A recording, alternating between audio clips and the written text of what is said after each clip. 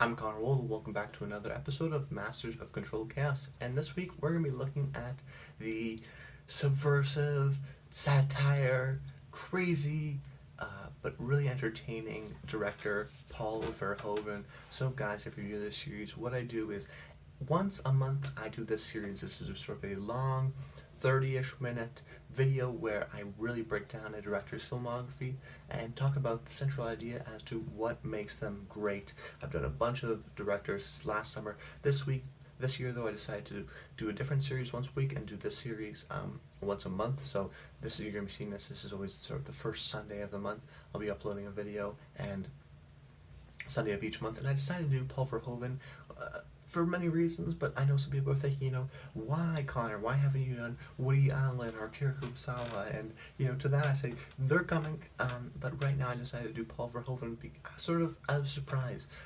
I didn't really know Paul Verhoeven too well. He's sort of an interesting filmmaker in the sense that people maybe know about him, or at least know about his movies for sure, but are really he's kind of an underappreciated director in that sense in the film community, because he sort of made this sort of interesting block of English films where he was sort of seen as this amazing director, entertaining director that was able to strike a chord, and then he sort of went off maybe on the deep end and went maybe too crazy, and now is doing sort of foreign language films. But his most recent film, Elle, sort of really brought him back into the conversation and really sort of introduced me to him with his new movie. Isabelle Huppert won the Golden Globe for Best Dramatic Actress. She got nominated for the Oscar and was sort of one of the contenders. So listening to the Oscar things, I was listening to L, Paul Verhoeven, not really knowing who he is in his filmography, and not even seeing the movie at the time, but now I've seen the movie, of course, and really looking to Paul Verhoeven's thing. So that was one reason why I always knew about him. He was always intriguing. And then also one of my favorite podcasts, Blank Check with Griffin and David, covered him, and really just talked about sort of how his interesting sort of Hollywood sort of burst, and I found that really interesting. I love the podcast and really learned a lot about him, and then that incited me to learn more, and then as I watched more and more of his movies and I learned more about the guy, I was like, this is such an interesting guy. I wanted to talk about him as a master of controlled chaos because he's got so much going on, and it's really like a lot of detail, a lot of things that add up in an interesting way, and a lot of things like a great artist where one person reads it one way and another person reads it another way, but both ways are valid in the same way. I'll talk about that a little bit later. In terms of my best, my favorite, and my underrated movies of his, but he's just really one of those guys, like I said at the top of the show, that he did a lot of movies in different languages, and then came to Hollywood to sort of make these big budget movies. And he's really this outsider, this guy who came to America as an outsider, doesn't know anything about the culture, really then studied the culture and sort of made these interesting commentaries, sort of these odd things that he recognized that were part of the American culture, and but by sort of relation, the Canadian culture as well, because I'm Canadian. And that was different than his culture, and he was able to create these sort of interesting movies, because what he does is he creates these really entertaining top level movies where RoboCop's an action movie, Starship Troopers is a sci-fi action movie, right? But really the heart and soul of Verhoeven is these meta commentaries. It's these social satires that are going on while you do it. RoboCop, for example, is about capitalism and revenge. Starship Troopers is about fascism. Showgirls is about how women are treated in Hollywood and other industries, and sort of that sexualization of women. There's so many different themes, especially with his English language movies, and going forward, all the way to Elle. Of course, some of the movies don't have like this huge social underpinning. For example, I think Total Recall doesn't have a huge underpinning, neither does Black Book. But that being said, you can't understand Verhoeven without understanding these movies, and his sort of interesting take on it. Starship Troopers is one of those unique movies where initially it was seen as this sort of bro-y, big action movie where it was kind of cheesy and whatever. It was for 12-year-old boys, and then now it turned into like this art piece of this incredibly smart and intelligent critique of fascism. But it's so great because he doesn't overtly tell you. He doesn't come out and tell you like so obviously that this is a parody. He does this sort of top level, somewhat entertaining thing.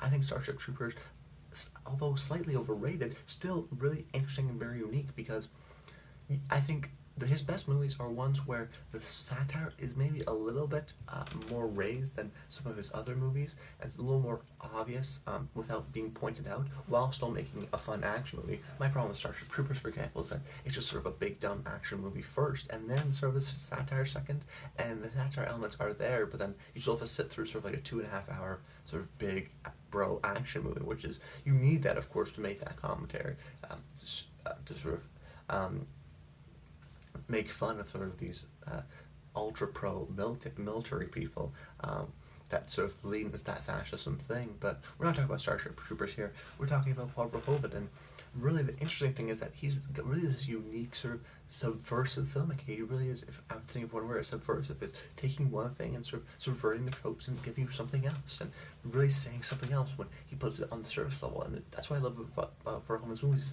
is that there's really a lot to study. You can really watch them over and over again and really pick out different things. And oh, I didn't realize that. And now that I know the ending, this ties into this. And it's not in a way of like a mystery. I mean, he has done mystery things like Basic Instinct, which I talked about last week on Old. But it's really the part of him being able to take these films and create a different layer to them, like I said. But really the most interesting part, and why he was actually covered on that Blank Check podcast, is because he made movies that people know, because it really resonated for some people in a weird way. He makes, let me see if I get my timeline right. So he makes Flesh and Blood, yeah, and then that does really bad. That's his first English language film, though. It's sort of kind of a half step between his foreign language films and his modern day blockbusters. And then he does RoboCop, which is a big hit. Does well for him as sort of this awesome 80s action movie, but then later on it takes these years to realize sort of social underpinnings that Verhoeven really is talking about and making. And then you have Total Recall, and then I'm trying to think, there was Total Recall, and then it's Basic Instinct. So you have RoboCop, which does well, and then you have Total Recall, which is sort of like this huge Arnold Schwarzenegger vehicle, which does really well. I mean, that's sort of a peak of his popularity. And then Basic Instinct, I talked about last week, 561, and just for inflation, modern day money. I mean, that's incredible amount of money for a movie that critics didn't really appreciate.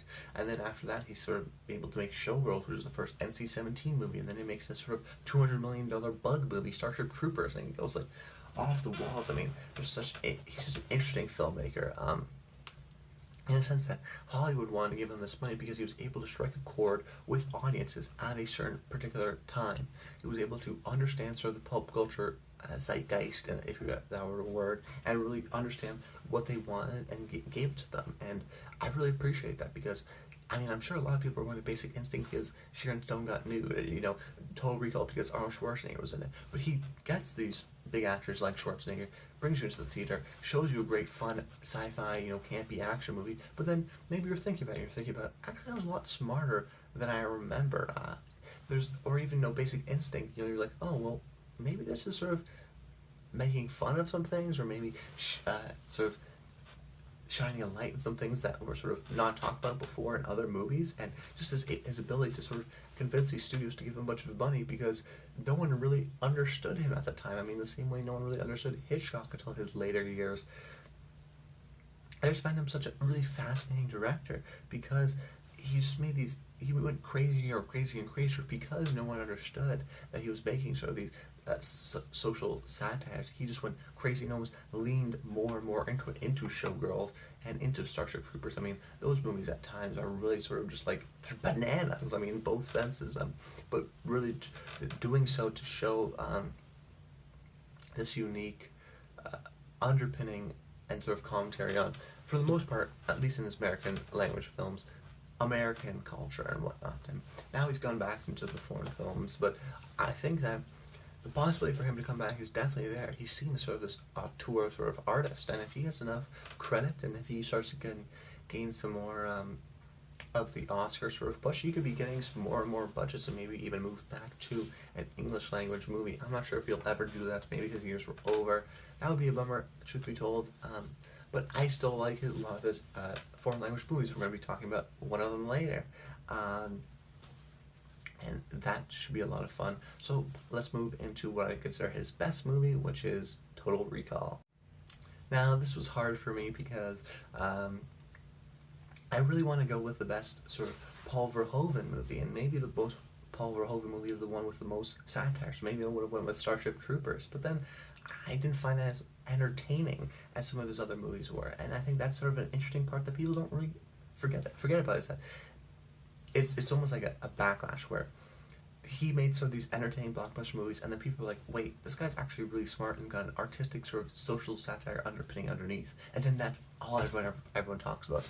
But then they also forget that he makes at least more than half of the time, like for the most part of the movie, they're just really fun action movies. They're really fun mystery genres, like the Basic Instinct. Yes, there's the underpinnings of the satire, but there's also, I mean, this interesting action movie, or this interesting movie going on the surface. He is able to do that to keep the audience engaged, to eventually understand these sort of satire things. It's good to have. You have to have a good movie to sort of comment on that, especially if you're not being overt.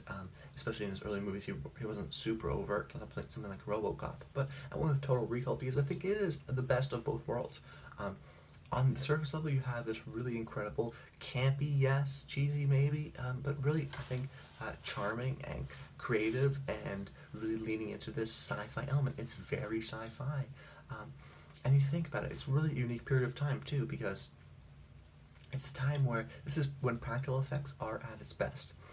This is, I think it's 1990, so early 90s, before we sort of get into CGI. We've seen these later movies like Starship Troopers, and we see into the prequels and whatnot, and Toy Story really take that and sort of run with that. It's really one of the last movies that had a huge budget, that is the peak of practical effects. It's spending a lot of money on just practical effects. You think of things like, Quado, where it just comes out of his chest there, or when you've maybe seen it before, where he's the woman in the thing, and then the woman's face like splits apart and like does all these crazy like robotic things, and he's like right there. I mean, even when we see something like RoboCop has a lot of computer sort of visual effects, but this one has none, and I think because of that holds up really well.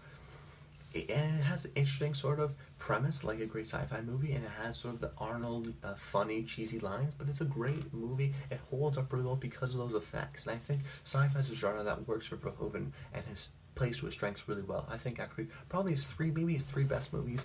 It definitely is top two in my opinion in terms of quality are Total Recall and RoboCop, and then I'd throw Starship Troopers into that as these pillars, because sci-fi is such a great genre to make a satire, to make a comedy, comment on human nature.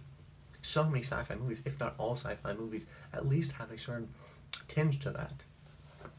Because that's what sci-fi does best, is it essentially replicates our world in a near future or in a near past, changes a few things, but shows how much human nature is the same, and it allows them to get away with so many things by holding up a mirror to society, saying that this one alien species is treating this other alien species really bad, and then that reflects, oh yeah, well, we still have racism between us, even though we're the same species, right?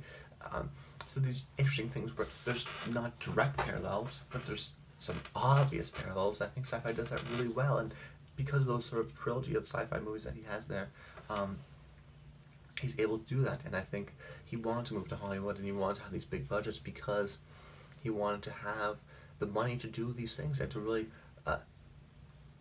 delve into the sci-fi genre. And I think Total Recall, this is his first sort of, I don't know, second outing if you count RoboCop, which RoboCop is sort of like very near future. This is very futuristic. This is Mars. This is, craziness. And I just think that Total Recall, on the surface, is a great action movie and a very entertaining sort of Arnold movie with action that still holds up, with effects that still hold up, with interesting suspense elements that does well. I mean, Sharon Stone, and Michael Ironside, I believe is his name. He's really interesting too. Sharon Stone, this is before she breaks into Basic Instinct.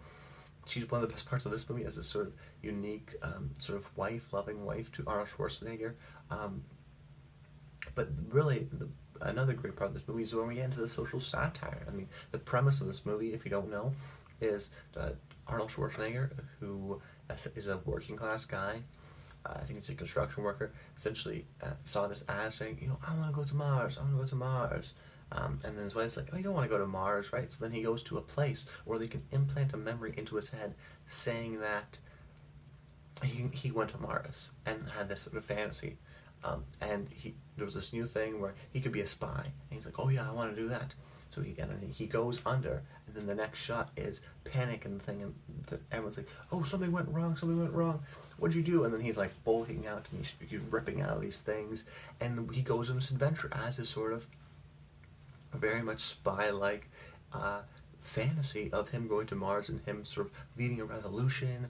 And it's this whole thing of, because there's this very interesting sci-fi concept throughout the movie, we're constantly guessing to ourselves, is it a dream? Is it not a dream? Because you don't know if this is part of the simulation, because this is eerily like the simulation he chose for himself.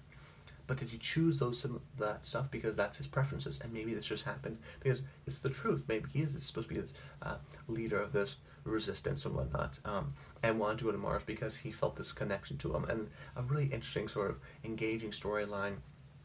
I actually remember seeing this movie back in 2011 when it was the remake of Total Recall. I saw this one in the theaters, and I really enjoyed it. I remember people were sort of bashing it. I remember seeing some criticism. Of course, it wasn't a great movie. It still probably isn't a great movie. I haven't seen it since, but I didn't know it was a remake. So I was like, this concept, guys, is really unique. It's interesting. It's a great sci-fi idea. If they didn't explore very well, but it's still an interesting idea. I mean, it still created for suspense, and then I realized that, oh wait, it's a remake, and stuff like that. So then I was like, oh, okay, that makes sense. And watching this movie, I was sort of worried that I've seen it there, I've done it, you know what I mean? But it's totally a different movie than Total Recall. I didn't know the ending. It was totally, I mean, it's set on Mars. The other ones, I think, like, I don't even remember where it was. It was like China for a bit too, and like, it was strange.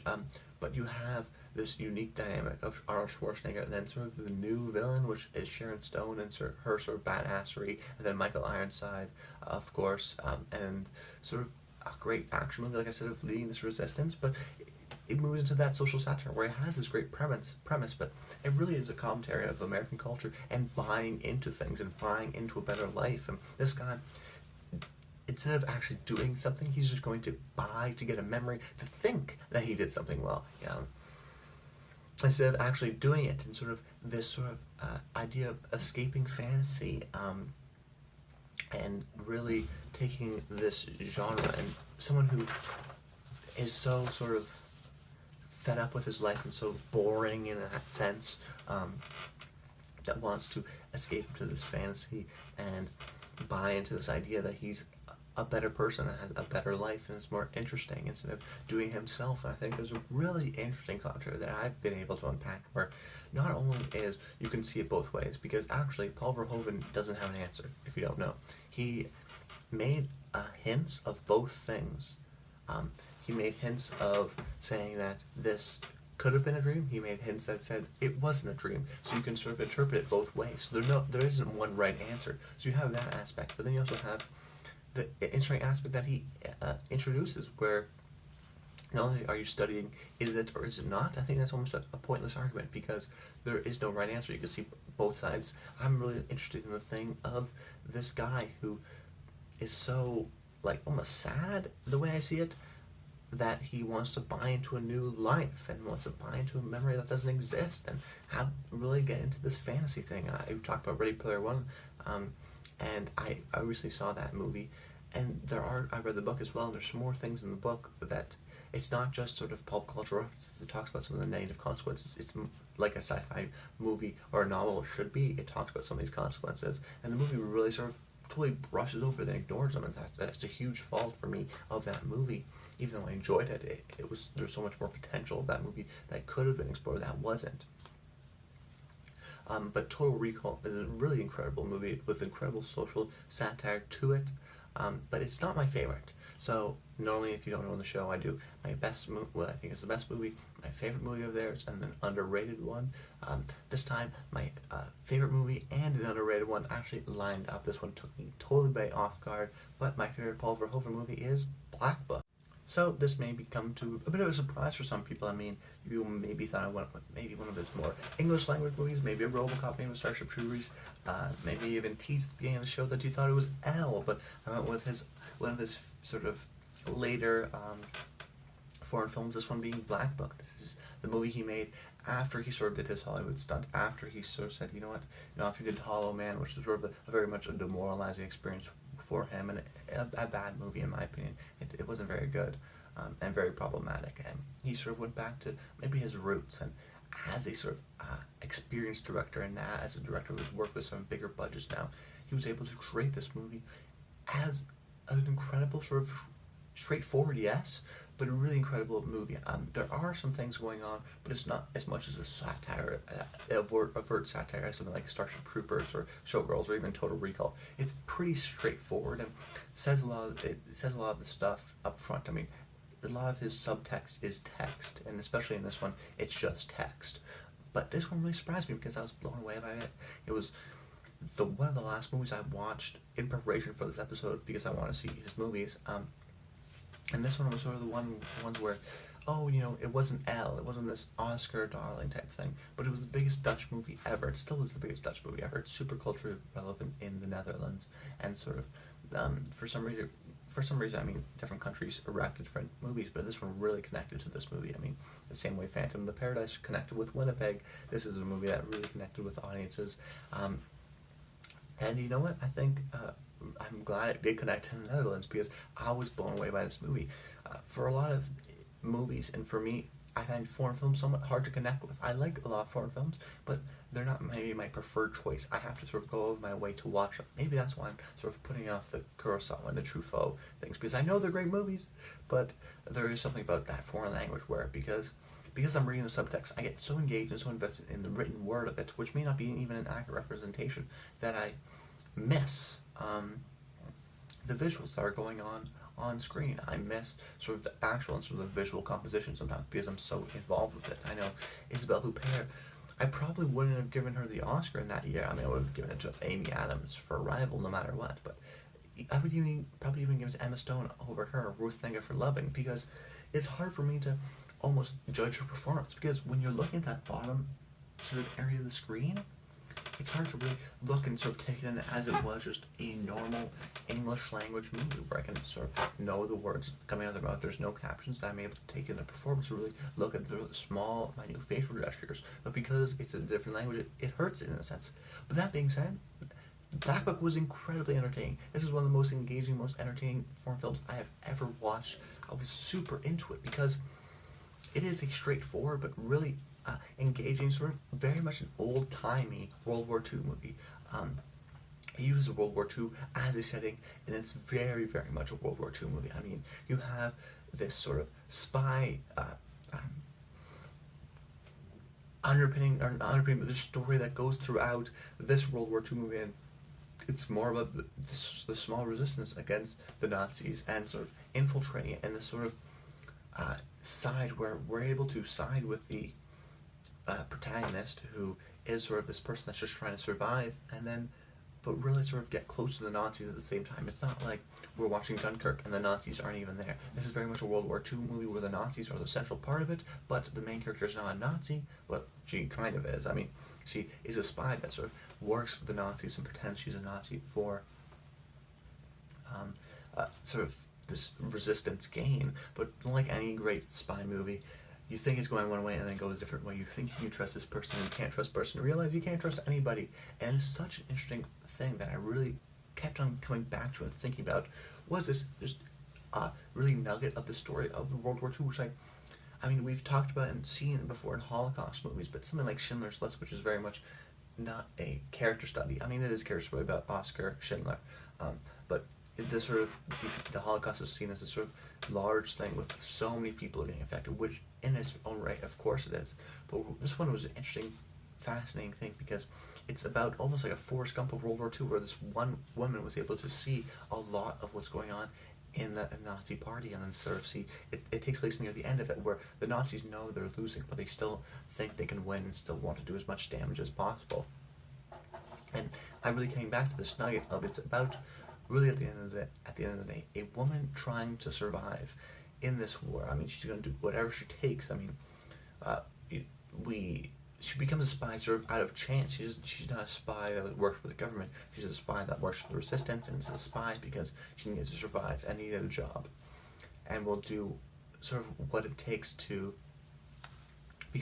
do that job. And not only is entertaining and thrilling and has that spy action sort of element to it, it also has this really great romance. But because of its tying back to the sort of unknown sort of spy nature of it, it really works really well, because you think this woman, Clarice Van Houten, I believe, who was on Game of Thrones, she thinks this woman is going to end up with this one guy, but maybe maybe this is not the right guy with him, but then maybe that guy is not the right person. I mean, this movie reminded me of Allied in a lot of ways, the Robert Zemeckis movie, where some people connected to it, but this one is just sort of so much more of a better movie of that. It's like Inglourious Basterds if it was sort of more serious and more traditional.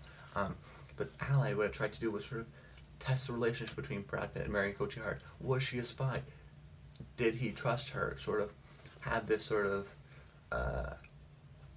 intrigue going on and sort of this mystery. But this movie does it almost naturally, because she is with other people and trusting so many different people. You question whether she should trust anybody.